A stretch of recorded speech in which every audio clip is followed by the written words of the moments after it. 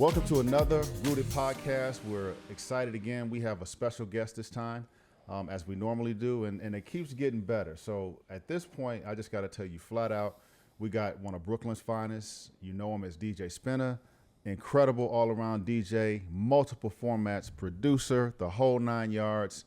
Ladies and gentlemen, DJ Spinna from NYC.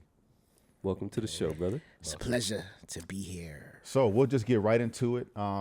Spinna, just before the mic came on, we talked about, and I talked about kind of wanting the origin story. So if you could, for our audience, man, just tell us how you began, how you picked up this thing called DJing. How did you figure what kind of DJ you were going to be? Tell us the origin story. Well, it all started off in Brooklyn, New York City. I had records around me in my household. My dad had a modest collection, 45s, LPs, and I guess I could say I became the selector. I think I played those records more than he did. Wow. And my uncle, my father's younger brother, had an even bigger collection. So a lot of my record knowledge starting off came between both households, my dad's and my uncle, who lived with my grandmother. So I spent a lot of time at my grandmother's house, and putting two records together with turntables, that all started around the age of 12. 12? Yeah. 12 years old. 12. Were you gravitating towards any type of genre of music? Like you said, these record collections that your dad had and things of that nature. Was there something you were hearing where it drew you in? Was it jazz? Was it R&B? What was it? Well, considering that I am a 70s baby, and DJ culture was pretty much a new thing developing during the mid-70s, I guess I really caught wind of what DJing is, period. I'd say around the year of 77, 78. Wow. In the form of block parties in Brooklyn, which was very popular growing up in the 70s, sound systems, Yep. that kind of thing in the street. And whatever disco mixes I could catch on radio. Okay. So I pretty much studied the art from afar. Okay. Before I picked up two turntables, just learning the concept of it. And also house parties too. That was kind of big growing up, basement parties, family gatherings where, a DJ might be present. I studied that. Okay. Whose mixes were you hearing on the radio? Wow. So in the late 70s, it's hard for me to remember names, but as I got older, I heard, I actually became friends with the late Ted Courier, who was doing a lot of disco mixing in the late 70s. And I want to say the station, I don't want to misquote this, but I think the station he was on 92 KTU. And then WBLS, which is, WBLS is the standard, Frankie Crocker and most popular radio station in the country. And then Chet Pettibone was a real popular name as well. Wow. Tony Humphries, for sure. I would say Tony is the one I pretty much identified with the most. Why? At the age of 9, 10, 11 years old, because I was coming into my own as far as buying my own records. Okay. And the records that I aspired to, that inspired me during those years, were records that he was playing. So this is post disco. This is 79, 80, 81, 82. So a lot of what we consider roller skating jams, like Delroy Morgan, I'll Do Anything for You, Raw Silk, Do It to the Music, those kind of records. Those were some of the first singles that I bought. I was going to ask that question. Do you recall the first record that you bought with your own money? And how did you get this money that you're talking about? Allowance, just, doing chores, mom's hitting me off with a couple bucks, Dad hitting me off with a couple of bucks and just He running. was drug dealing. Get that out of here. You don't even want to tell the truth, man. We found the goods on you. Let me tell you what. No, First 8-year-old drug dealer. Nah, man. Yeah, I mean, you know, and I at nine was pretty much Rapper's Delight. Yeah, that was 79. Yeah. So yeah, 9, 8, 9, 10. Those were my formative years, is digging, buying records. Were your parents supportive of your, I guess, thirst for that? Yeah, absolutely. Okay. Because, like I said, you know, music has always been my thing. Even as a kid, I had toy record players. My dad used to buy me Mickey Mouse record players, Fisher Price record players, and there was a popular kids record player called Show and Tell, which had a TV screen, and it came with a narrative 45 with the strip with the Yep. I have a picture. Actually, have a picture of me as a kid with that Show and Tell in the photo. You got to post that, man. Yeah, I tried to one scratch day. on Yeah, that. one day. Yeah. So yeah, the support was there. Damn. That's cool. So I wanted to know how. I always like to know how DJs become the type of DJs that they are, because a lot of times we have DJs often get pigeonholed, right? Or pigeonhole themselves. Right. But like, you know, you have hip hop DJs, right? You have guys that are in the techno, or you have, you know, you got the whole house music world. And you seem to never have gotten specifically pigeonholed, right? Because when I think of DJ Spinna, I don't think of a genre, right?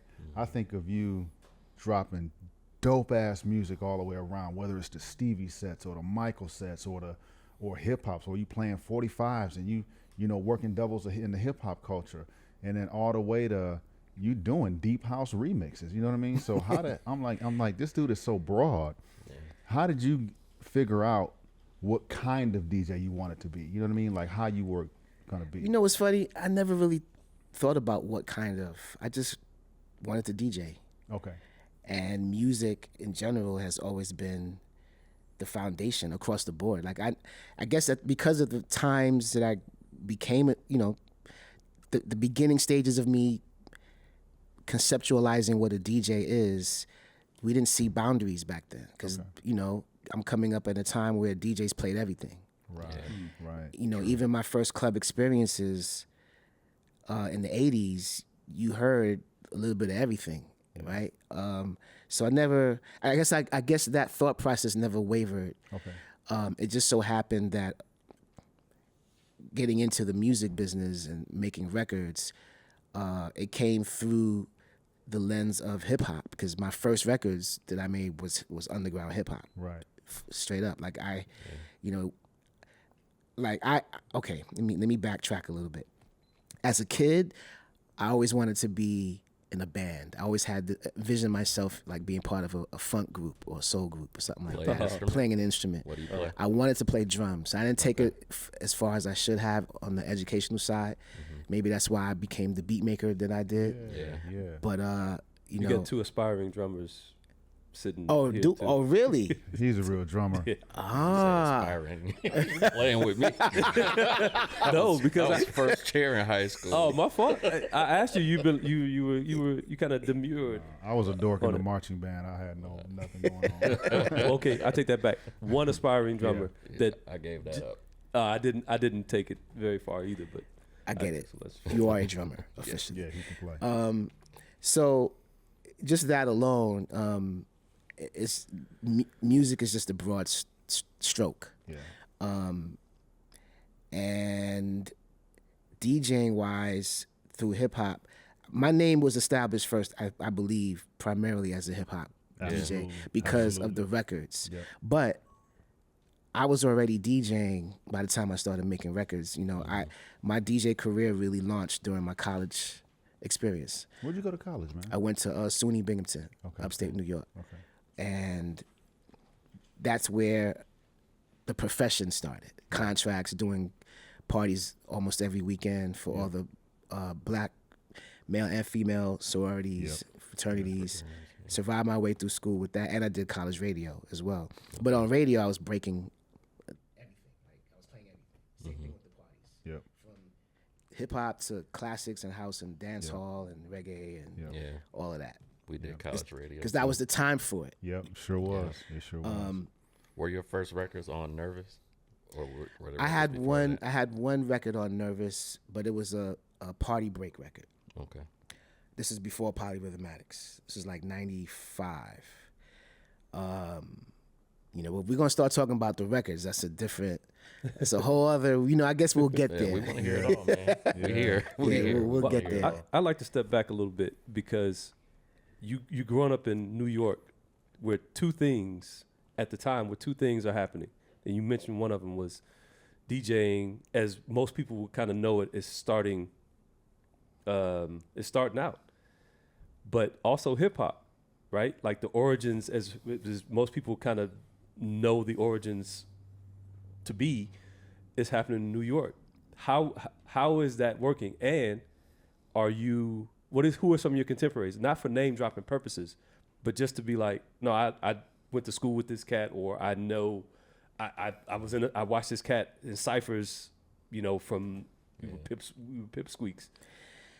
Damn, it's a lot to unfold there. But so yeah, hip hop was new. It was young. As I said, Rapper's Delight was one of the first records that I bought.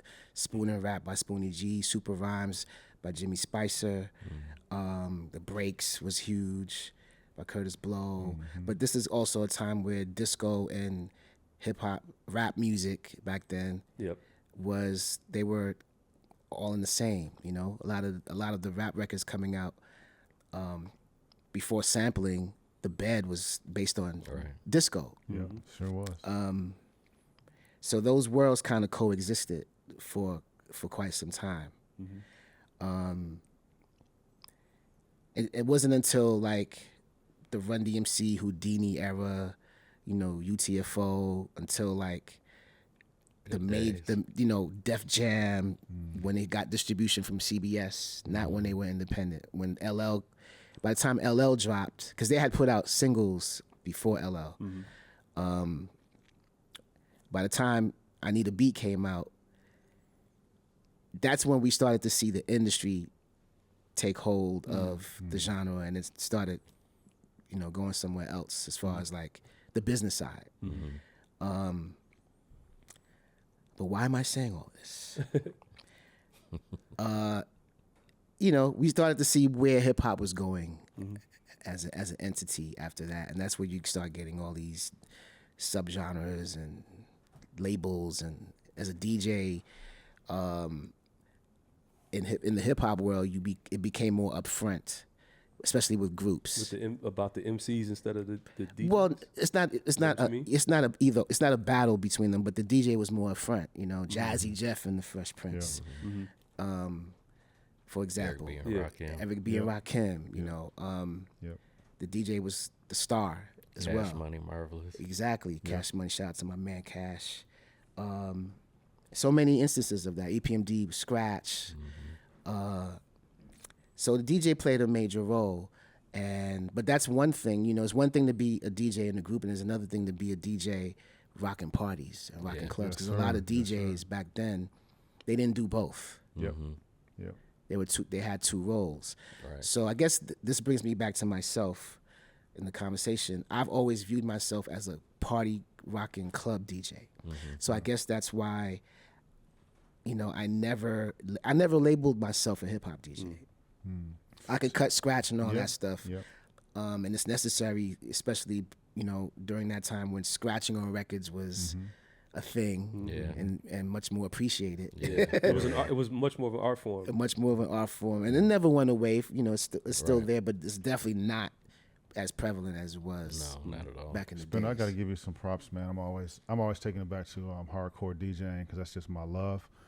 But I got to tell you what makes you deadly, man. From a fellow assassin. So.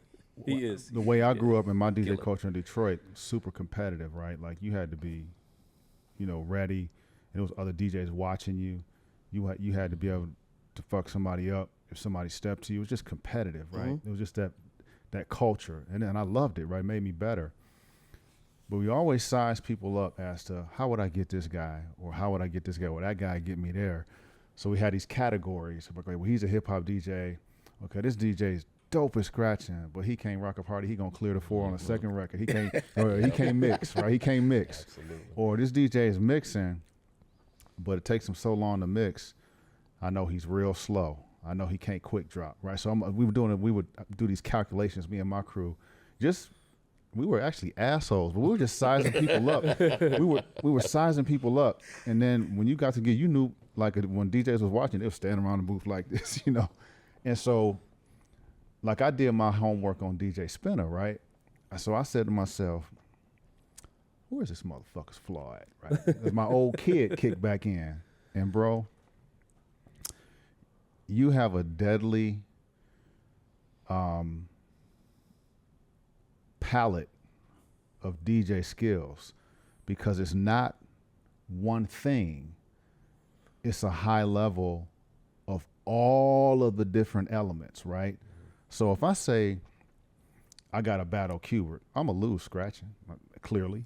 You know, if I got to battle Melody, I'm going to lose on doubles. He's going to kill me in the turntablist world, beast, right? yeah. Beast. We had him out here, right? So I look at like scratching, doubling, mixing, party rocking. Then it's guys with skills, but they got no tune selection. Can't, you know, you tune's gonna be horrible. So here's Spinna, and you know yourself, but I like to affirm people. Your music selection is out of this world. Your music knowledge is wide in all the spectrums. You can mix, you can work some doubles, or not work some doubles, rock a party, mix, play disco. A lot of cats can't play live tempo disco.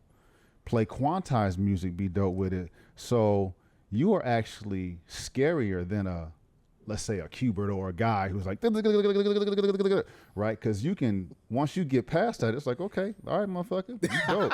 All right, so what next when the record got to play? Well, you know, right? And I'm not disrespecting Qbert. I love Qbert, pioneer ever. But you are such a well-rounded, skillful DJ.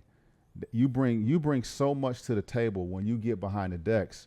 You can pull from a lot. You know what I mean? Like, you got a lot to pull from. So then it becomes, damn, what is he gonna do? You know what I mean? It's like right? Like, he sends me this clip, and you have broke down, I think it was Old Dirty Bastard, little piano part, and then you drop in Stevie after that. And I was like, ooh. Not only did he do it at a party, but for me, that's some battle shit. You know what I mean? Like, that's some stuff where you think that out. He didn't just decide to do that at the party. This man thought. You know what I mean? He put it together. He's producing. So you're actually producing sometimes when you're spinning. And another DJ from afar, man, we see that shit, dude, right?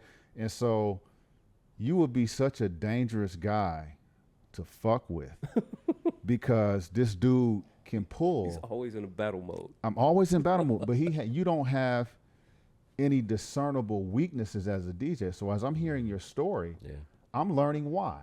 Come up in the mid 70s, right? Music in the 80s, wide palette, just wanted to be a good DJ. I'm like, ooh, that's where that came from, right? And so it's just a beautiful thing for me to be able to acknowledge, man, because me as a DJ, I'm always looking at the highest level of the craft. You know what I mean? Like, how to get better.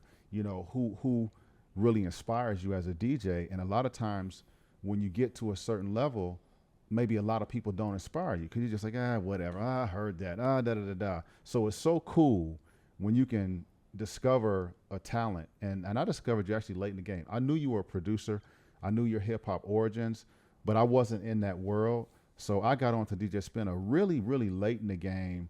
But then when I started looking at videos and I started looking at things, I was like, damn, this dude is really fucking well-rounded. You know what I mean? And so I think your secret weapon, if it's not a secret, is that you're so well-rounded. So I want you to speak to that, even though I just gave you all your flowers all in one sentence. But man, your breadth of skills, right? You know what I mean? Like, we don't see a DJ that can play deep house, right?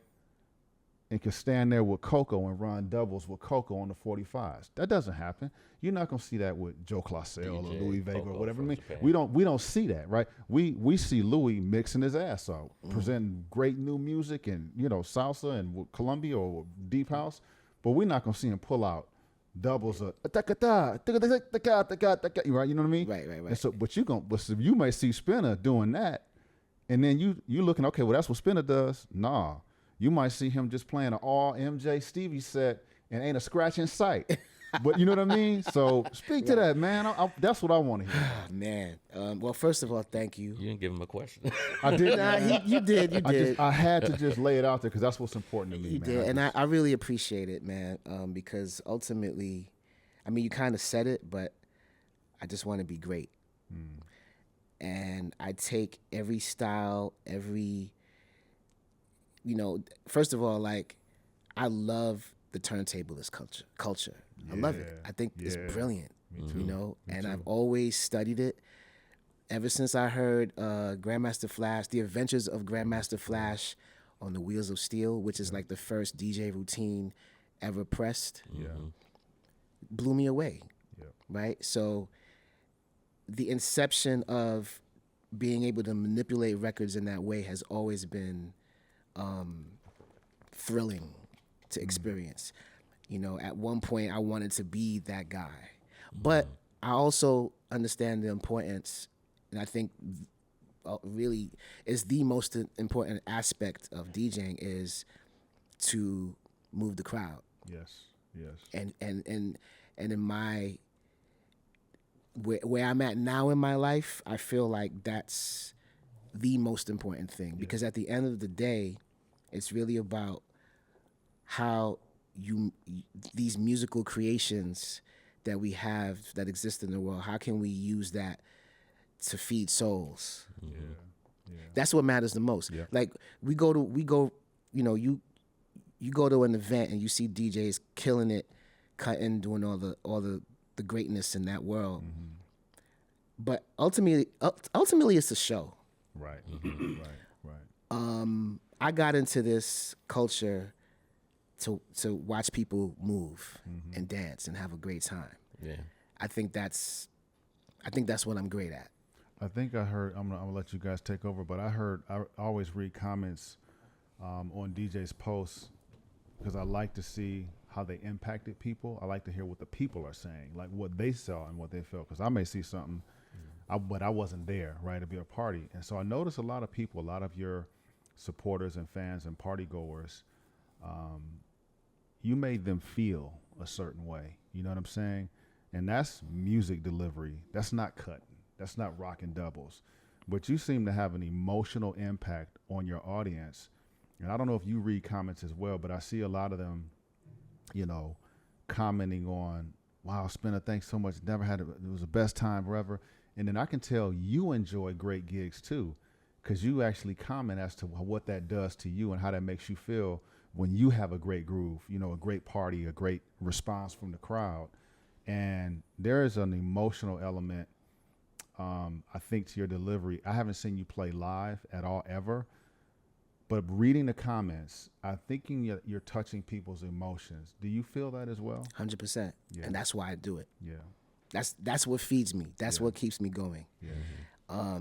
During the pandemic, being locked up, knowing that there are no gigs, can't get in front of people, that was burning me up from the very beginning. Wow.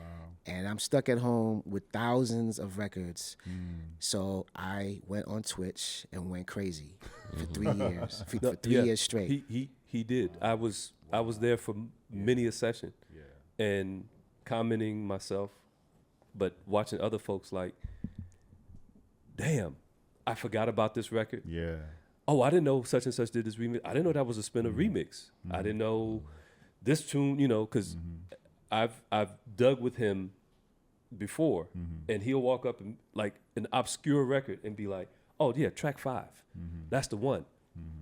And he drops it, and you're like, "Damn, that is the one." You know, and you know, people that are a little bit more knowledgeable about that particular record would be like, "I haven't heard that in forever." Yeah. And you know, of course, the way you drop it in and all that kind of stuff becomes important, because it may follow a tune that someone really knew. Oh man, he brought that in after Off the Wall. Yeah. And it's a Patrice Rushen song that, you know, on a fairly obscure album. It is not Forget Me Nots. It's not something like that. Yeah. It's one of these seasides, as I like to call them, and people were in the rooms, in the chats, losing their minds. Yeah.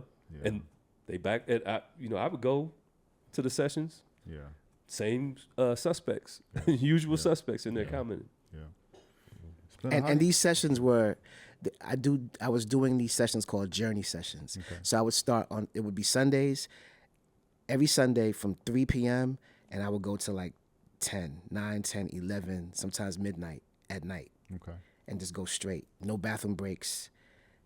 Engaging with the audience on Twitch and just going crazy. How do you feel about just switching the topic?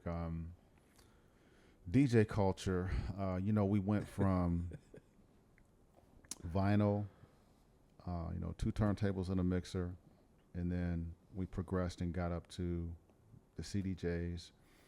Then controllers dropped, and then there was this influx of new DJs, right? Because now DJ becomes more accessible. The equipment allows you to get in, and you don't have to be a vinyl collector now. You can have a hard drive, and you got access to music. Me personally, I had a love-hate thing. I recognize how we want our culture to be accessible. We want people to become DJs, but it seemed like the floodgates opened in, and then we get bikini model DJs and all the sync button stuff and all that kind of stuff. So as a veteran DJ yourself, you've seen the progressions. You've seen it go from where we started up until today, and I know you use all of the technology because I've seen you competent on all of it, right? What is your take on where DJ culture is today? Are we better off? Are we worse off? I just want to hear someone of your stature comment to that. Well, the technology, of course, is a gift and a curse. We want our lives to be easier in our craft. We want to be able to do things that we weren't able to do with just vinyl, which tech has allowed us to do. But just like, if I parallel this with production technique and the tools we have for that, there are people that were mad when MIDI was invented and synthesizers and drum machines came into the fold, and it took away musicians and put a lot of drummers out of business. A lot of synthesizers emulating analog sounds and stuff like that. But it's always going to boil down to how you use the tech and use it to your advantage, without sacrificing the integrity of the art. So I feel like what's happening now in the DJ culture, a lot of it has been. The integrity has been sacrificed because it just allowed for anyone to pick these tools up and call themselves a DJ without knowing what that really means. Yes. And now we have, unfortunately, the social media world where you can become an instant star, and a lot of it is based on optics. It's not really based on skill set. Yeah. And you have the thing that I dislike about it the most is that there's a general populace that has been dumbed down. I was gonna touch on that too. It's not just the DJs, but it's also the crowds that don't understand what a good party is supposed to be, what a good DJ is supposed to be, and it's promoters who are feeding into it and venues feeding into it, and it degrades the whole experience for everybody. Yeah, everything is dumbed down. The whole thing has been deplored to just a popularity absurdity, celebrity, complete absurdity, and you have people that should not be as big as they are. Yeah. But that's the illusion that we're being fed because of the optics. When did you know, or did you always know you were going to pursue this as a career, or did it just happen because you started achieving some success with it? What made you say, question. I'm really going to do this? I'm not going to my 9 to 5. I'm going to do the DJ thing. I think it all just happened, man. Once I came home from college, really, I had been trying to. So the real deal is, in the midst of being a DJ, I've been part of hip hop groups. Okay. Right. So I've been trying to get a deal since I was 15 years old. Really? Yes. Wow. Shopping to labels and after coming and for 10 years, from 85 literally to 95, almost landing a deal with East West Records. It was 10 years of just hustling and trying to get into the music industry. And then my group Jig Masters, we had a demo deal with East West. Fell apart because East West and Electro Records merged and became one. And then the people handling our demo deal, we almost had a single and everything. Everything was ready to go. Like half the staff got fired. Yeah. So they dropped our project, and at that point we went independent. So that was the beginning of my independent hip hop journey. 95. That had to be a roller coaster, man, to have a deal and then snatch you. Yeah, man. It's like all of your dreams crushed. But not really though, because How were you able to take that and go independent? well, at that time, that was like the era for independent rap flourishing. You know, there was a whole culture that was developed from 95 on for the next like 5 years, really strong underground hip hop culture. Some people like to label that stuff backpack, which I never liked the term. I think that's a bullshit term. It was kind of derogatory, right? Like, Yeah, I mean, it's just like, come on, man, really, like, you know, a lot of us that were doing it, we could have, if the industry hadn't flipped the way it did, as far as like the kinds of records that they wanted to start promoting and pushing, a lot of us would have had deals. Right. You know what I'm saying? Like, it wasn't, the music we were making wasn't really much different from the records that were coming out years prior. You know, from like 91, you know, to like middle of the 90s. Like, you know, it just so happened that the direction from a lot of these labels just changed, and we were independent and strong. That we were a force, especially in New York. You know, there was radio to support it. There was college radio supporting it. We had, you know, New Rican Poets Cafe in New York. We had all these venues where, you know, artists could actually pull up and perform. There was a fan base for it. So we were thriving, and then a lot of the records that we were selling independently they were doing really well. We were selling a lot of units. We would drop like, our first record, Beyond Real, we sold like 10,000 copies of a single. Damn. And we were pushing records in Japan. That record and the first two remixes I did in 96, 95, 96, Stakes is High for De La Soul, Das Effects, Microphone Master, J Live, who was independent at the time. Those were like the first 3-4 joints. Okay. Japan ate those records up, and the UK, London, ate those records up. And those were my first two international trips, literally. Okay. Japan and then London the next year. Very dope. So that started a whole other journey for me. I know in the vinyl days, guys sold units. You could actually make some profit, right? You can make some money. Streaming comes and downloads and all that kind of stuff. Is the production more now to support the DJing and kind of push the DJing to the forefront versus, you know, in the 90s, you know, you could get a little bit of a deal. Somebody, you know, it seems a bit like it was more lucrative when we had physical product. You know what I mean? Like where you could sell a piece of vinyl for $10 or $8 or whatever it was. Is the economics just different, or is it just horrible now? Like, is it important that DJ Spinna is still a producer, or, you know, because for the sake of, you know what I mean? Like, what does production rank for you now? Like, was it more important back then during the heyday or now? I think I've always thought that production is the next best step for any DJ if they can grasp that creative platform of making records, because it does carry your name forward and does, you know, help you to build a brand. Yeah. And I think making records is just as important. Okay. It's just as important, especially now that the DJ game is so saturated. Yeah. Yes, sir. There's so many. Sir. There's too many DJs. Too many parties. Too many. So one way to stick out, to raise the bar for your brand, is to make records, especially if you make great records. Yeah. Spinna, when did you get to the point where getting back to you, you know, doing this as a career?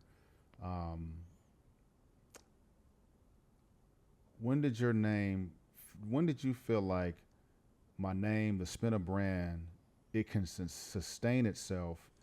You know, promoters are going to call me. I'm getting consistent bookings. You know what I mean? To the point where it's like, okay, I can bank on this. You know what I mean? I can pay my bills on this thing. Right. You know, I can raise my family.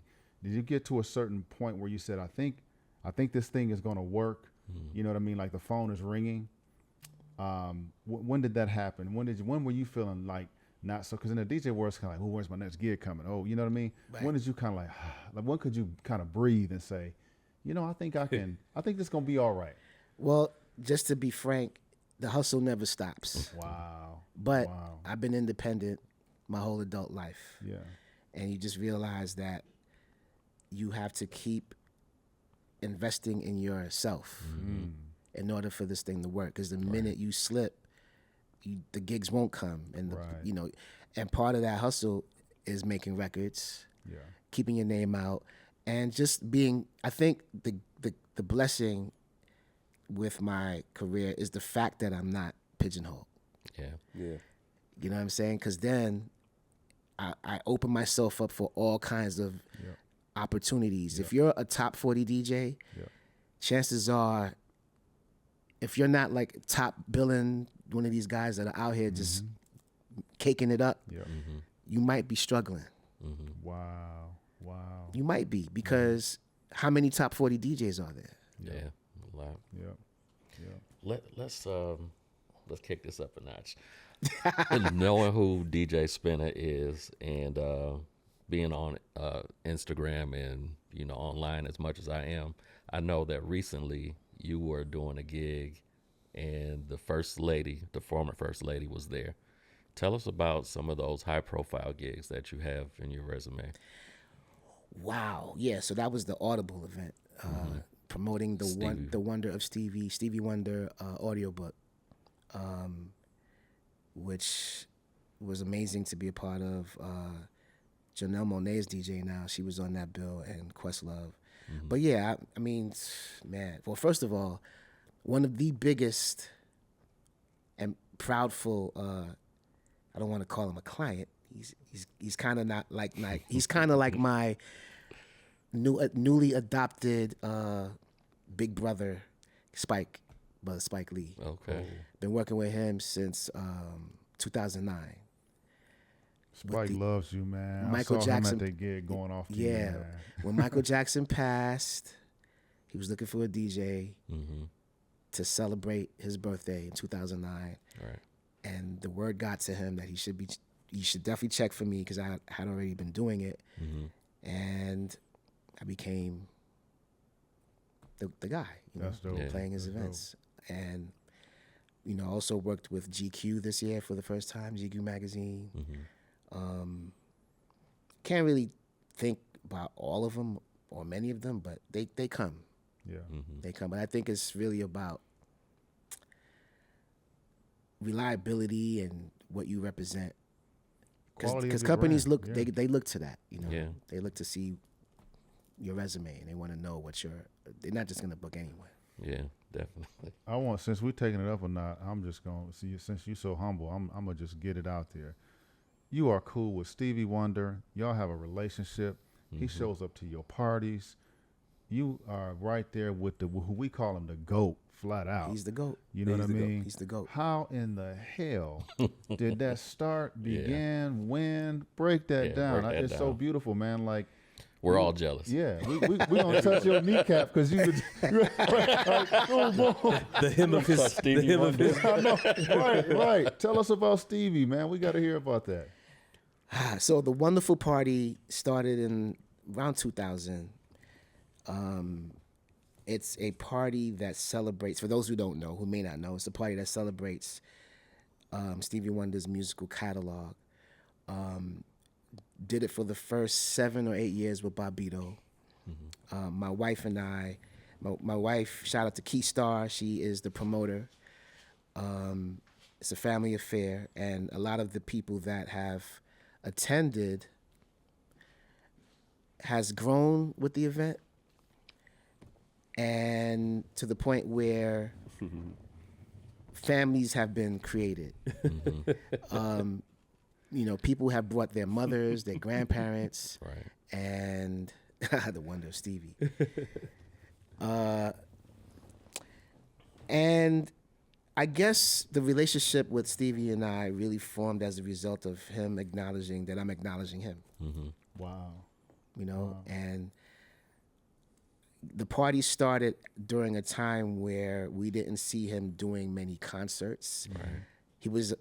He kind of faded to this mysterious, Yeah, he did for a you nice know, little period there. for a while because, by the year 2000, 2001, his last studio record was like 95. Mm-hmm. Conversation Piece. Yeah, That was 95, right? I think so. And so we hadn't heard any music, didn't see him much. Ultimately, it's really just to praise his work While he was still with us. while Yes. he is still Right. with us. Yes, I'm sorry. That's Right. correct. While he is still He's with still us. with yes. us, and he caught wind of it quite early.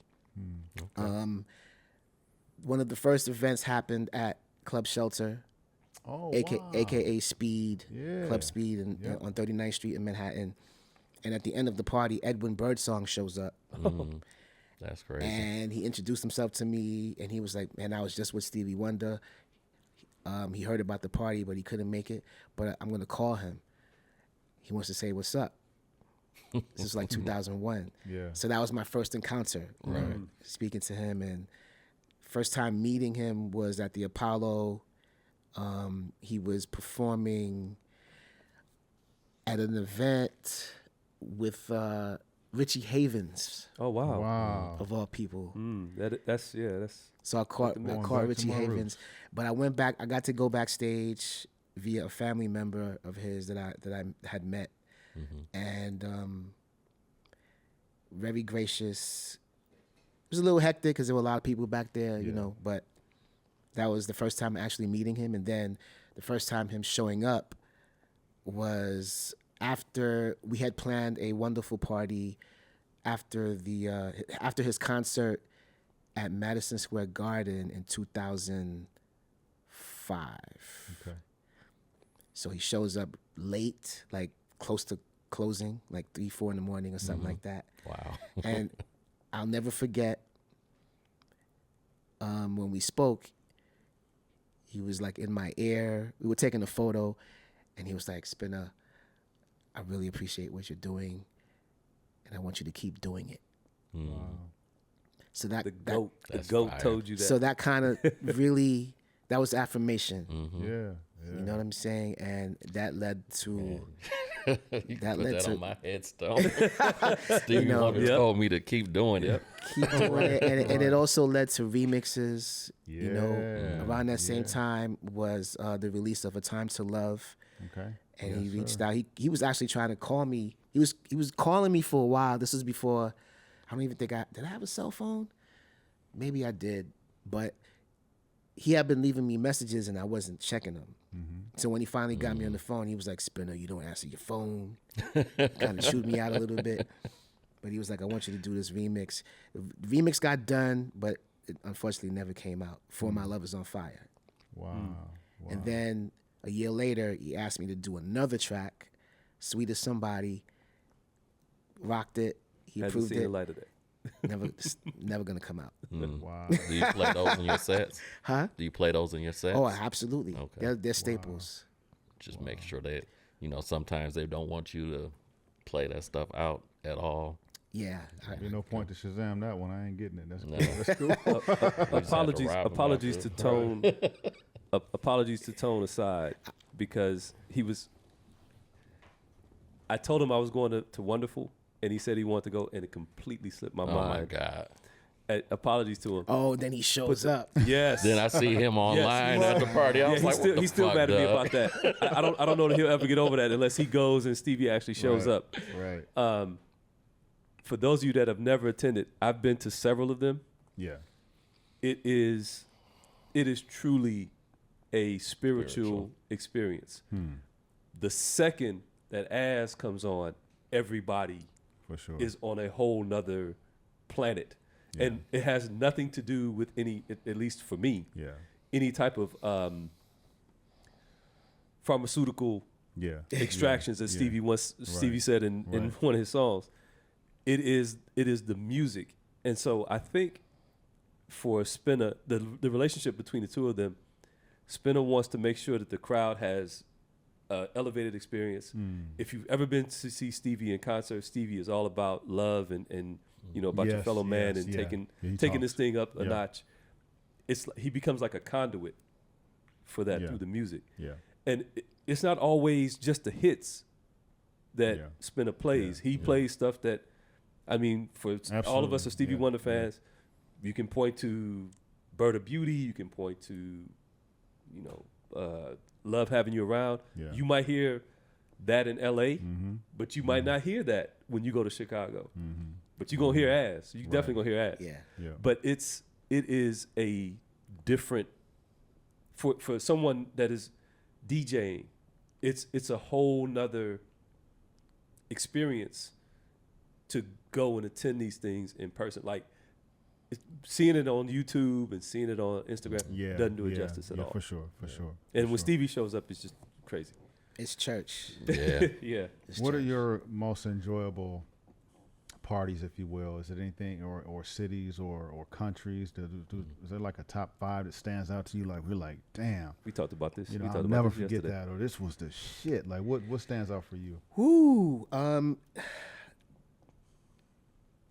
Can you say it without anybody getting butt hurt? Yeah. So the first few times I went to London was mind blowing because they're so musically deep.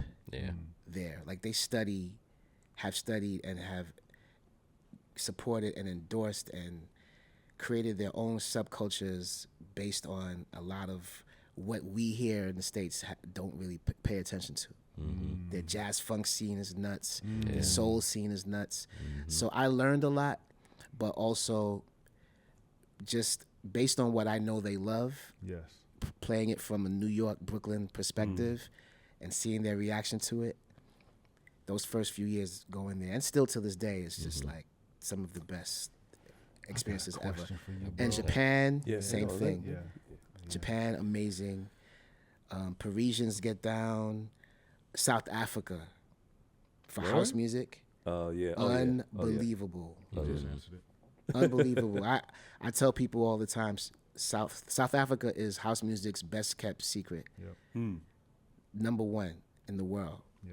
Because that music, especially soulful house, it's part of. Is it like church for them? it's part of their lifestyle, honestly. Oh wow! Because the music got played on radio like top 40. Days Like This, Shauna Scoffrey, which is like my biggest house record. That's like before I let go for them. Out there, like it's a staple. That's an excellent comparison. It's a staple. It is. It's a staple in a lot of places, but it's different there because it was added to radio rotation, and a lot of the music that's created in the soulful house arena, kids know the music. It's not like here where kids won't know the music unless their parents are playing it at home or in the car. This music is getting played on air for years since apartheid days. I was gonna say, I wonder how much apartheid, because I don't know if you guys have ever seen the documentary Searching for Sugar Man. You ever seen that? Yes, I did. Yep. So this guy, his name is just, I got ready to say his name. Rodriguez. Escapes me. Huh? Rodriguez. Yes, and he recently passed. I think he passed last year or earlier this year. His records, his records were really sought out to be played during apartheid, and they were available in like a library, but they would scratch them. They banned it. Yeah. Yeah, they would find copies. If someone found a copy, like if you went to the library and had a copy, they would scratch the record. The librarians would scratch the record on purpose because they didn't want you to hear the message that the man was talking about. So I was wondering how much, like it was free, how much that music has freed them from the kind of the remnants of apartheid, which I'm sure they stick around. We deal with the same thing here. But I was wondering if how much that influenced, like they feel like this is music that we have taken on definitely to show our freedom Yeah, that's part of it. That's music. That's the music they listen to in their townships, and it got them through the worst of times. I learned recently from my big brother Merlin Bob, who's a DJ hero of mine, who was ironically vice president of East West Records with Sylvia Rome and Elektra, but he signed 10 City to Atlantic when he was at Atlantic, and that first album, 10 City's album, went gold in South Africa first before the States. I didn't know that part. That's very interesting. Wow. I never knew they had such a deep history like that. That shows you how far back and how well appreciated the music is over there. Wow. And Frankie Knuckles is their godfather. Really? Yeah, because they play everything pitched down. Yeah. And when Frankie started making records, especially like when he was on Virgin, that during that time, the tempos were slower. Yeah. He was at 120, 112 BPM, 115, and that's how they play their music. I remember. If you make a record that's 125, when you go out there, when you go down to South Africa, they slow it pitch it down, Yeah. -4. That's the And opposite. Now in it's- Detroit. Oh we no, pitch it's everything all the up. way up in Detroit, all the way up. in Yep, Detroit. fast. But that's their groove. Right, yeah. You know, 118, 115, They 118. just want to get a move. Yeah, that's their pocket. Yeah. Yep. That's how they bounce to the music. It's beautiful to witness. Yeah. That sounds dope. Damn. You had a question? No, he answered it. It's funny because, you know, as someone keeps speaking, you know what you want to talk about, but you want to let your host talk. So Doug was like, "Oh, let him talk." And literally 2 seconds later, because I was about to ask, "Can you tell us about South Africa?" And he said, "In South Africa." I was like, "Oh, I'm good." So, because he was, I remember there was a post you made a few years ago, and you were like, "Yo, South Africa is the place to be for house music. I got to get back here. I got to get back here." And other DJs that have been there have said the same thing. Yeah. And in the house world, we shed tears because, you know, back when I came up, like there was a black populace that knew house music. There was a black culture that knew house music. And now That's young dwindling. black kids, they don't get house music. They don't get fed. Oh We don't no, have it on the radio. only if Drake or Beyonce. You know, then they saved house. Yeah, and so then so I want to see, and I'm down for all, you know, races and cultures and creeds, but it's in the dance music community. It turned to like my best attended events when I'm playing my house music and my techno. I look out and it's a Eurocentric, it's a white crowd, and I'm like, and I'm appreciative. I'm like glad, but they yeah, and they got the phones up, and I'm like, damn, I remember late '80s and mid '80s. It was black folks doing a soul clap to house music. I haven't heard a soul clap A in soul, years. remember the soul clap? Can I Oh get a my soul clap? God. And so I'm like, because I'm from Detroit, and so I've had black house music parties, you know, and that dissipated, and it turned all of a sudden because I was promoting a party once, and I was like, I got to hit the white kids because they coming to the party and they paying, loved it, but it was like you're missing some of the soul when you had a more diverse crowd. So I've always been searching for when can you have a black crowd, you know, and not just a pocket here in New York or some pocket in Atlanta with Kai House or whatever, but like, can I get a normal, you know, diverse, can I get some brown folks in the crowd? Because it matters, you know what I mean? And I've done a lot of parties where I'm playing all my classic material, and it's a sea of white folks, love it. But I'm like, damn, what happened? And so when these guys are discovering South Africa, and then we're looking at video clips, and it's literally And black. they know the songs. They know And they sing along. And and I look at them out, they know the words to the songs. Yeah. I'm like, black folks know the words to these songs. I'm tripping out. So when you made the post, I was bugging, man. Well, the issue is culture. It's ingrained. The music is ingrained culturally in their society. Yeah. That's what's missing over here. Definitely. Right. That's what's missing. Right. Do we You take? don't think hear we it take on it the for radio. We have taken it for granted. The fact that there is no radio presence, we cannot identify any new black dance house artists. Damn. We can't. Wow. Part of unless you are literally like purposefully in house music. You can Yeah. find Monique Bingham, Yeah. you can find the Portia Monique's, but you have to be like, oh, I like house music, so I'm gonna go seek this I'm out. in the culture Yeah. already. Yeah, I don't. know about, I mean, the only way There's no entry points anymore. there's no entry points is, but I mean, there is a young black, sort of black scene emerging amongst house music lovers, but it's really small, and the only way for it to change, well, first of all, it's a bigger conversation because we don't control venues, we don't control Yeah. the avenues for the music to get heard. There's no central point for the music to be discovered. Especially now we have the internet, and music is you have to really dig, right? But it has to be appreciated and kind of rediscovered for there to be a new cultural movement. There has to be a new value placed on it. Back in the days when the music industry supported it, when we had like a diva signed to Capitol, we had Crystal Waters on Polygram, you know, we had CeCe Peniston, we had all of these artists on a native. that were on the major labels. When the major labels pulled the rug when all the dance departments basically got let go, and the focus became more on hip hop and R&B of the 90s, that's when the house music scene Yep. pivoted. Absolutely. You know what I'm saying? It went back underground. Went back underground. And then, right. And, you know, clubbing wise, hip hop became the mainstay. But it was definitely more on the commercial side of things. And that's when the underground rap world was really thriving. Yeah. Because we saw all of Sad that something had to die for that to happen. Yeah, it's kind of like we saw what was going on the major side. So the music and the culture that we developed during that period was kind of going against that. And so they labeled it backpack from the other side. Oh, you're not like us. But ultimately, we were still part of the whole conversation of hip hop. Yeah. Wow. Ken, you got a question? No, I don't. I'm good. I want to say one thing though. Going back to like my whole direction with being a DJ, I think what's helped me a lot are my clubbing origins. Because I didn't really talk about that. So my first club experience was the Paradise Garage. Wow. Which for many people, You mean as attending? as an attendee, of course. As an attendee, I was a kid. You know, I wasn't even of age really to be in a club, but they didn't serve alcohol.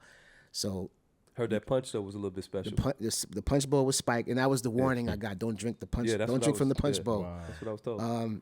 But that was the bar was really high for me as a club goer, but I really went for the music and to experience this mythical DJ god called Larry Levan, who I only really knew through records. Right. And the remixes and the productions, Gwen Guthrie and the Peach Boys and all these incredible records that he was a part of. Name was on everything. Heartbeat, Tyler Gardner, all that stuff. Which were some of the records that I was buying as a kid, and you know when I was learning how to DJ, those were the records that I was learning on. Yes, sir. So by the time I ended up there and just witnessing the sound system, the atmosphere, it felt, and I got in through older brothers that had been going for years, you know. But before I was able to go, every time they were going, I'd be like, "Where y'all going?" They'd be like, "We're going to the G," and I'd be like, "Damn, I want to go." They'd be like, "Nah, you're too young, shorty. Can't tag along." So by the time I got there, it felt like I had arrived, right? But then that was the beginning of me going to like dance clubs, and that's when I realized what the DJ's journey is really about. So that's why, like, by the time I started doing clubs myself, I already had the template. I already understood From the high priest. the mission. I understood the mission and what the ultimate goal is, which is reading the room, learning how to navigate the crowd, how to drop certain records at certain times, how to tell a story. Storytelling is everything. I think that part is like kind of lost. Yeah, you know, and you do that so well, Spinna, man. Just to compliment you again, you know, that's the piece of it where you can't just jump on, buy yourself a controller, download all the music, and be able to tell a story. You can't do it. That comes through experience. That comes through reading crowds, being successful on the dance floor, having failures on the dance floor, learning from the failures. And so you have that. At the beginning of the interview, I talked about your breadth of experience. I'm always, studying. I love greatness. Like, I love excellence. And so, like, what made Michael Jordan great? What made Dennis Rodman rebound so well? Like, what made Jazzy Jeff so, musical with his Transformer scratch? Because I heard of him, but his is just so musical, And so, as I study you as a DJ, as a performer, as, doing what you do, you come back to, you love a bit of say, damn, this dude knows his shit. You know what I mean? You could tell by the way someone plays a record. He knows the record. Like, I listened to these clips. It was this DJ. He was this big time DJ. He was overseas, and he's playing Disco Nights by GQ. And I listened to the whole thing because I want to see what he's gonna do on the motherfucking break. Doom, rock, freak. And the whole break came and left, and nothing happened. And I took off my glasses and said, motherfucker, you missed the break. So I waited. Another tune came on.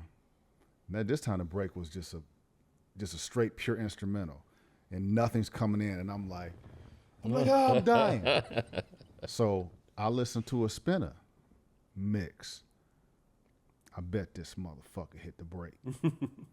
And here comes the break. Spin, boop. And I'm like, just the fact that the dude is conscious of, here's a break. Here's an opportunity to transition. Other DJ transition is take it higher. Is vocal on top of vocal. You could do so much in the break. You know what I mean? And so I've heard you hit breaks. That's as impressive to me as a turntable is going, like what you do with the break, how you get to here.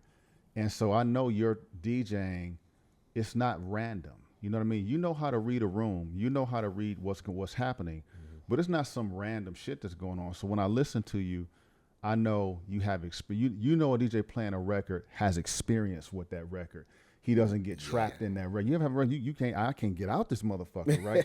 You can get trapped in a record where you don't know how to pull in. Dope record, but you don't know how to get out of it. So I've watched you get out of records, get into records, and I think that's your greatness, bro. Like, it comes through experience. You can't teach that. It's years. It's you telling me right now you went to the Paradise Garage and somebody else got you in. Right. So I'm thinking of my story. I'm like, damn, I got something similar to that because my sister was at Howard and she was getting me into this club called Tracks, and I was too young, and she was telling me, now listen. She was telling me, my big sister was telling me to listen. You gonna tell us who got you in the club? No. Tell what? No, we gotta hear that. Go ahead. Go ahead. Tell them. Cool. So I got into my first house club. I'm not trying to take over the interview, I swear. But damn, should I tell it? Go ahead. I was safe. I was a young shorty, Safe space. not old enough to get into the club. My sister is schooling me on house music because she's like, you gotta have Marshall Jefferson, you gotta have the Jungle Wants, you gotta do it properly. So I'm like getting immersed in this new house music. So I'm out there visiting her. She's at Howard. She's a freshman, so I'm 4 years behind her. So I'm in high school. I guess I'm a freshman in high school or whatever. And she's like, I got to take you to this club. And it was this club called the Roxy. And all I heard was this man screaming. And I didn't know it was a record. Now, this is how it started. Your dreams are broken hearted, yet I want you. Right? So we listen, this Love Can't Turn Around. Yeah. And damn, I couldn't get in. But it was this party dude on campus that was throwing all the parties, and he could get you in. He was trying to hit on my sister, and his name is Sean. And he got me in. It was he wasn't Puffy then. He was just Sean. It was before he was Really? Howard University. He got me in. I'll never forget because he would always be in my sister's dorm room trying to holler at my sister. And back then we had Polaroids, so we had a Polaroid of him, but he was nobody. He was just a party dude. Like, he was dope on campus because he was throwing all the parties. So he's like, you can't get in, you too young, but he'll be able to get you in. And that was the story. I was gonna tell that story, but all the Diddy stuff came on. Like, I'm gonna leave that story alone. That's interesting. But It wasn't like he invited you to a baby or a party. Oh no! prior, no, it was all good. I'm sorry. Oh sorry. no! But I got jokes in my head, but I know, right? But no, just those experiences, like it just anyway. So you're well-roundedness, man. You know, you said you started out the right way. You know, going to the garage, and you're immersed in Larry Levine. I never went to the garage. I was too young, but my sister went to the garage, and so she was telling me stories. So I was hearing about what I needed to do. You need to do this, and you need to get this record. You need to get to, and I was buying records I didn't even know. My big sister was telling me what I had to have. Right. You know, and she was getting fed through Larry. So indirectly, I'm learning from Larry because she's telling me, you know, don't make me wait. What? Okay, is that a house record? It ain't a house record. Just don't ask no questions. Just get it. Right. You know, so don't make me wait another night. All right, but I got the hand claps in the beginning. Let me see what I can do with that. And I'm getting fed. You know what I mean? You don't even realize how much you're getting fed. And so you've been eating good and getting fed for a long time. And that's why you can't be fucked with, Spinna, because your repertoire and your defeating is so deep and so vast. You just leave Spinna alone. You know what I mean? Like, I would leave him alone. I would let him do his thing, because you size things up, right? Like, certain people, you let them do what they do. If I was playing before or after you, I would say, look, let me do my thing, because no matter what you do, Spinna's gonna do his thing. You know what I mean? Right. I learned a hard lesson. I was trying to show up this DJ, and I was doing all this stuff, and I got too fancy, and I was really focused on the DJ and not the crowd. He came on after me, and I'm focused on fucking him up. Yeah. But he didn't. He ignored me. He read his crowd, blew his crowd up, consequently blew me out the water. But that's the focus. I was like, I learned so much. That's I was the like, focus. damn. Like, the music is Yeah. powerful already. Yes. If you let the power of the music rock the crowd, that crowd response is gonna rock any DJ. Yes. Yeah. Yes. That's gonna rock any DJ, and that's really what the focus should be. A lot of you know what? A lot of like, especially DJs that are opening for a headliner, and they want to crush you. Yeah. They want to crush the DJ. They want to crush They the wanna crush headliner. the headliner. Oh, okay. Yeah. Right? That's happened to me so many times. I bet. I know how to. I've opened for, you know, bigger DJs than me, right? But I know what my role is in that point. It's Right. not. You can't play the super big records early, because you don't. It's the bigger picture. You're not building the night properly if you're doing that. So some DJs they don't really have that concept in their mind. They're too busy thinking about how they're gonna crush, or their egos might be telling them, "Oh, I'm better than this dude. He got the top billing, but I'm gonna rock him. I'm gonna knock him out. So I'm gonna come in, I'm gonna crush him, play all the big records, but it doesn't You're not work." moving. Yeah, you're not doing. And with me, I don't pay attention to none of that shit. Yeah. If you come in with the intention of trying to take me out, Yeah. I don't even sweat it, Yeah. because I know what I'm gonna. I already know what you're know. doing. You know I what know you're what doing. I'm doing. Yeah, And I'm just gonna look at you like, Are you Yeah. done okay, yet? Yeah. You'll learn. go ahead, do your thing. You know. I gotta big up the Club Shelter too. I spent most of my days really studying Timmy Regisford. And I think what's important to note too, I don't know about the younger generation now. I think younger generation should take heed to this as well. In order to really be great, you have to experience greatness. It's not insular. You have to experience what it feels like to be transformed. Whoever that DJ may be, you should try to seek out somebody to that can give you some inspiration. Musicians do it, artists do it, DJs need to do the same thing. Yeah. And I've been transformed at the Shelter so many times. Can I say something? Yeah. This is so relevant. Now, you brought up Timmy Regisford's name. So I got my head blown off by Timmy going to the Shelter at the time frame where Thank You just comes out, BB Winans. And me and my friends, my college friends, we traveled to New York to go to the Shelter. I'd never experienced it. And what he did to the dance floor was just beautiful, to the point where we were crying, you know, like, and I've never cried to a DJ, right? I've cried to a music, to a tune. And I looked at my girl Robin. She's coming over here, on her way over here now, and she was crying. So we just looked at each other, and we just on the dance floor hugging, and I was like, shit. We were crying. So there's a poster over there. I'm going to show Spinna how deep the connection is. My third party that I had in Arizona, I had Timmy Spin, and I booked him, and he wanted to know, his booking agent wanted to know, well, what club are you going to be at? We need to know all the information for the contract, all this stuff. And I lied, right? Because I didn't want him to turn the booking down, right? I didn't tell him it was going to be at my house, right? So he gets here. Actually, Robin came out here. We put him up in a nice resort because I wanted he's like a god to me. So we put him up in a resort. We were like, okay, if you want to bring your girlfriend, we'll get her a ticket too. I just wanted him to accept the booking. You know what I mean? Because it wasn't at a big club. And by the time we picked him up, took him to the resort, and then picked him up for the gig, he said, Steve, are we going to a house? I said, yeah, man, I'm sorry. He said, you got me DJing at a house? It wasn't this house, it was another house. Mm-hmm. I said, yeah, man. He said, I would have, I said, I know. I said, and I told him how much I loved him and how much he meant to me as a DJ. Mm-hmm. And he was like, wow. So he was blown away that I just wanted to get him to the house to DJ, because for me, it was house music, and nobody could deliver it better than Timmy Regisford. You know, he was just the shit to me.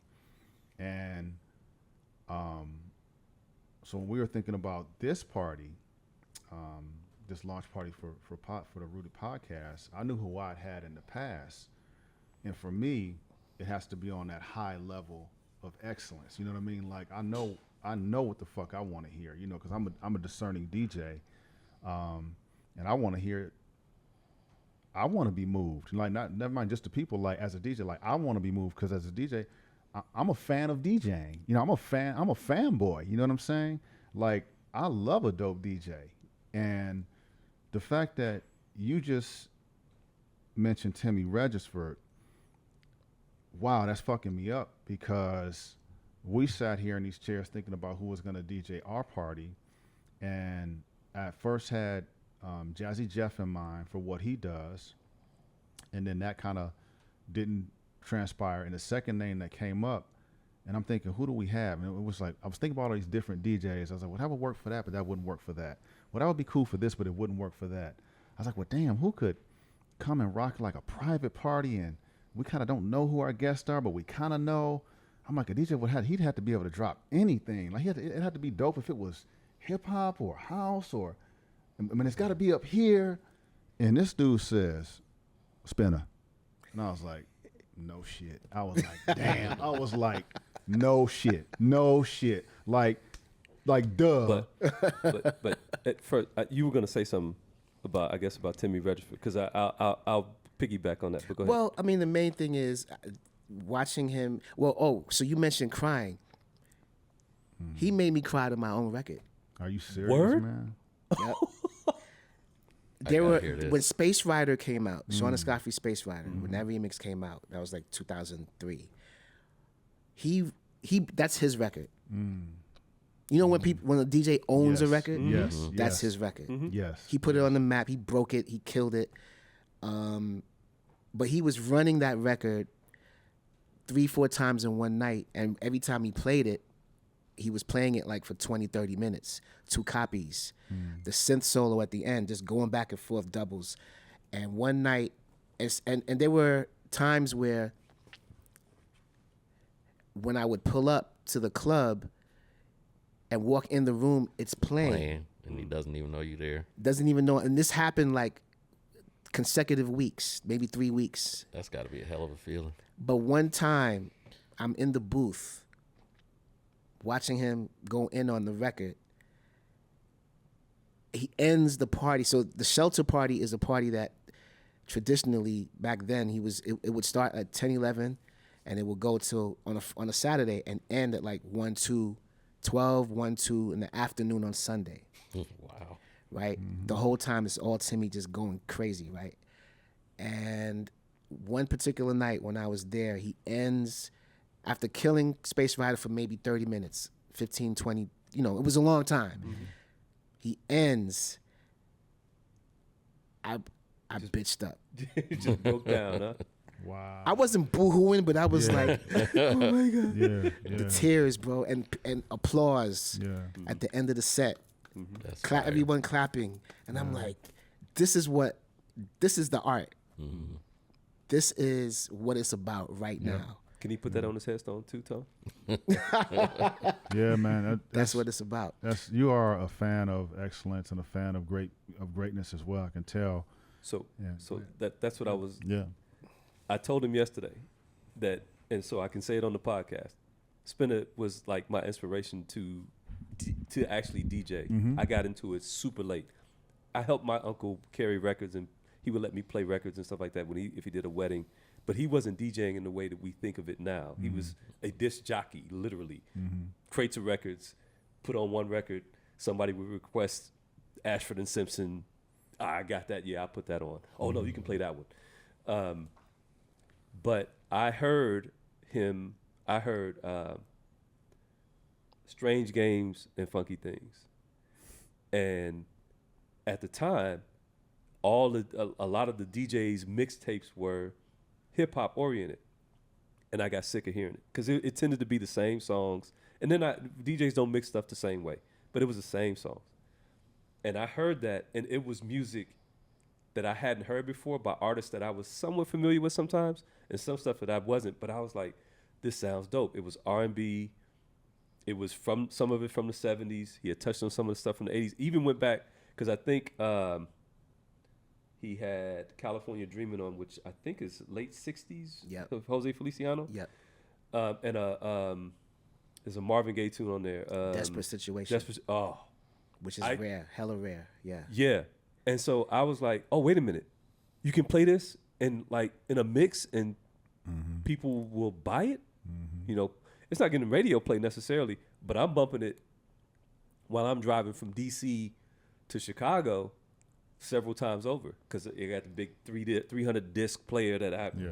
I mean, by the time I get to Chicago, I got CDs everywhere because I'm just taking them out and changing them. But I told him, I said, man, you inspired me. But it is about the greatness because now it's like, well, how do I get the feeling when I play out? How do I get people to move and have emotions like Spinna does when he does Wonderful, when he does, you know, the Soul Slam, or when I've seen him do his house sets. Man, I can't remember the name of that venue that I saw you in New York where they had like people on rings and stuff like that. House of Yes. Yeah, that was pretty dope. I had to leave because one girl I thought I was gonna have to fight with, seriously, like she was like in my face. I was like, nah, let me leave because I'm not from here. So she might have got on the phone and had a few homies waiting for me outside. So I was like, nah, let me go. But I've heard him spin different places, always moving people. Yeah, it's experience, man. Yeah. It's got to Why be you repetition. laughing, Over again. Yeah. I'll leave that alone. No, it's like literally, this girl was just in my face. Let's leave that alone. Okay, let me take you back then. Since we took you up, let's take you back. How did you get your first turntables? Your first set of 12s? So when I started learning how to teach myself DJing, they weren't even matching turntables. One was a Belt drive. They were belt drives, first of all, right? Absolutely. Frank knew that. One was I think a Denon something, and the other one was I think it was a Technique, but not a 1200. Right. By 85, I got a pair of 303s. I think they were SL 303s. Those are belt drive techniques. Okay. So I learned the hard way. Yes, I sir. learned how to mix literally the As we hard both way. did. The pitch control weren't even. So It wasn't the Yeah, slider. got They the were little knob. they were Yeah. knobs Yeah. that you had to slide. Yeah. Yeah. And my mixer, I cut funny because my first mixer, well, my second mixer anyway. After the mix match turntables on a Gemini, one of the first Gemini mixers, the mixer that I got after that didn't have a fader. They were knobs. They had sliders Yeah. and they had knobs. So I used to be an up and down cutter. Yeah, yeah. So They're realistic. by the time I got a fader, this was okay, but this was just like this. Oh, yeah. So that's why I cut funny on the right, Yeah. with my left hand. Yeah. But I had the knob thing kind of Right. That's what I came in. down a little bit. That's funny. And then by college, I had 1200s. But back then you were hitting up other DJ friends' cribs. And you mentioned the competition thing early in the conversation. There were a lot of battling. Yeah. This dude down the block is a DJ. Let's go battle. Or Yeah. I actually met DJ Clark Kent that way. Really? Yeah, who's another big hero, DJ hero of mine. Wow. He's one of my top 5 party rocking DJs of all time. Yeah. And in I think it was 87, a mutual friend, a girl I went to high school with, was friends with him. And she told me about him. I think at the time he was only DJing for Dana Dane. So I heard what he did on record, and I thought I was better than him Yeah. as a cutter, right? Yeah. Not knowing how nasty he was. So I'm going with the intention of battling. Right. And- Right. And I'm gonna dominate. And back then, he was a cocky mother effer, man. He was a cocky. Still is. Yeah, that's my brother. I love him to death. But I really went there with the intention of taking his head off, and I got my head put on a swivel. Damn. He killed me. Yeah. But That happened to me. Remember that? the journey has been great, man, and I'm grateful for it. Another thing I wanted to bring up, the David Mancuso's loft parties is the impetus of all this DJ culture, Yes. club shit. Yes. Right. So a lot of the greats, especially in the house world, looked up to him. Yep. From the David Moraleses to Yep. the Timmys Yep. to the Merlins to the Yep. Tony Humphreys Yep. to the Louis The Nicky Vegas. Cianos. Who's that? Nicky Ciano. Nicky Ciano, The Loft. The thing about The Loft is that I actually was able to connect with Mancuso in 2000 and hit a couple of loft parties in the 2000s. I heard they were fantastic. They're amazing, right? But he does not mix. Nope. And Play that's tunes. when I learned, that's when I really, really learned the power of the music. Wow. That's when I really learned, and that's when I learned that his parties in Body and Soul. I started attending Body and Soul parties with Danny Krivit, Francois K, and Joe Clazel in '98. This is 4 years after they had started, and those parties used to take place at Hubert Street, the same Club Vinyl, Yep, with Club Vinyl. shelter parties. The original shelter parties used to happen, and so between Body and Soul and the Loft, that's where I learned the power of the music, because Body and Soul DJs mixed a little bit, but that wasn't the focus. Timmy Regis mixes his ass off. Ass off, straight up. He is He Yep. 3 turntables at Yep. the same time mixing, going crazy. Yep. But these other guys, they really focused more on the music and letting the records breathe a little more. And that's when I slowed down a lot, because when I started playing house, I still sort of had a hip hop mentality in the approach, even with classics and stuff. See a lot of people do that. Just running through records a little too fast. Definitely not letting them play out to the end. For the most part, not right. Some records you have to, like I Want to Thank You. You gotta let that breathe. Baby, I'm scared of you. Gotta let that breathe. Oh yeah. But other records, it's like just kind of getting out of it too quick. Yeah. But when you understand that there's an audience that wants to sing, especially women, Yeah. and just the overall response to certain records, especially if there's recordings, like one of the most phenomenal records of all time from that period is Eddie Kendrick's "Girl, You Need to Change Your Mind." There's so many different sections Of the record. and it builds. Yep. And I've seen how that record transforms a crowd, right? Can't cut it off. There's a lot of records like that. You just, you got to let the power, you have to really let this music seep into your bone marrow and feel it. Because once you get that understanding, and one thing Mancuso taught me too, and he verbalized this to me, and this became one of one of his kind of like mantras. Musicians don't go into a room to make music or recordings for you to then cut it off. They don't. Yeah. They don't record. That was his thing. They don't They don't produce music with the intent for anyone to just cut it off. They make it so you can. Right. They want you to hear the whole thing. Can I push back on you a little bit? Yeah. Can we also? Well, here's my pushback on that. I do believe that certain tunes need to breathe. You don't need to jump all on them and do a lot of stuff and mix. But what I can't stand is that, see, house music, like 4/4 tempo music, is begging for creativity, right? You can do something with it, especially quantized music. You can do a lot with it. You can take this out, put an acapella on it. It's a lot of stuff you can do. I get discouraged when I see a DJ essentially be a jukebox, right? For example, I can appreciate David Mancuso playing incredible tunes, playing them all the way out. The room is there, yada, yada. But sometimes I go to a party and I hear a DJ play a whole record. I'm like, if you're going to play the whole record, then by the time you blend out, something better happen. I better be some magic on into the next record. Because if I hear you just playing tunes, from a DJ's perspective, it's just me. I'm like, you ain't doing shit.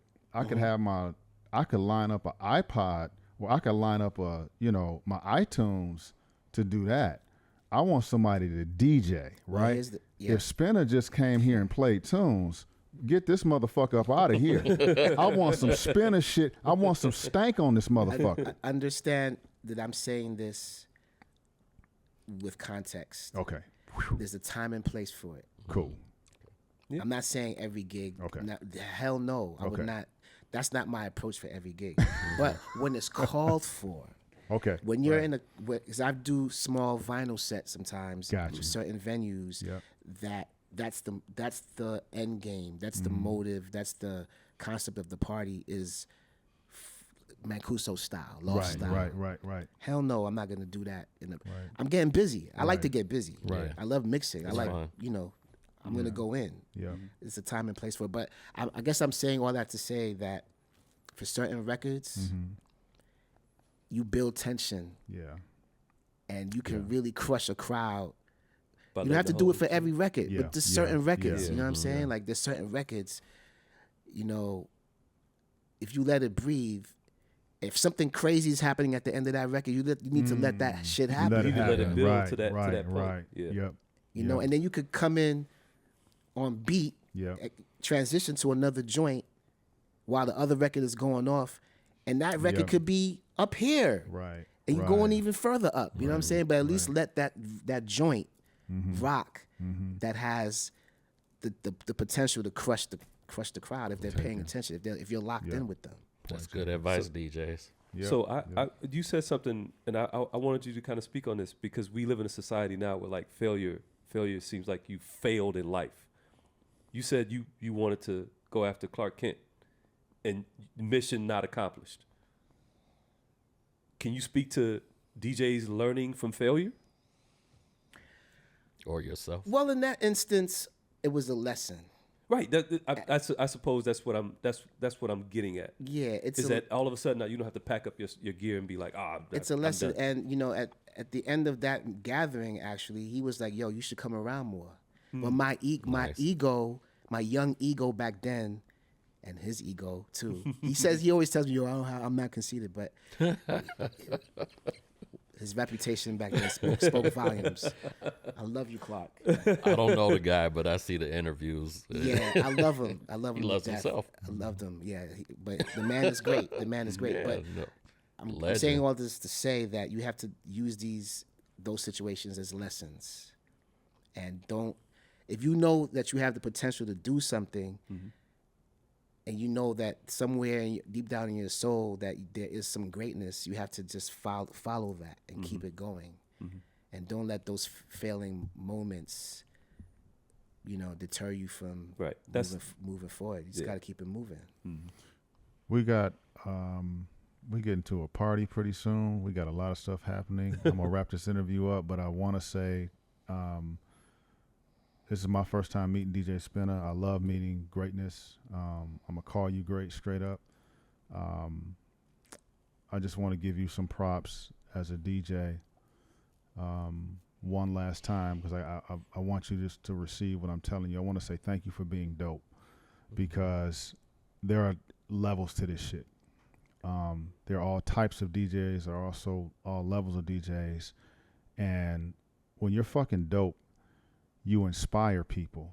That's the most, it's not about, oh, I'm so dope, I'm so dope. But when you get to a level where you're so fucking dope, like you make somebody say, damn, I want to be an actual fucking DJ, right? Like I'm actually going to go out and buy some shit and try to deliver music because I was inspired. You know what I mean? And your dopeness is at a level where I'm not asshole DJ that wants to crush the headliner, right? And so when he says we're going to book Spinna, in my mind I'm thinking I'm going to fuck this dude up, right? Then I do my math, right? I did the math on it. I said, Steve, you're going to fuck your own party up. It's going to be pointless. This dude's going to be dope. Right. And what if he fucks you up at your own house, right?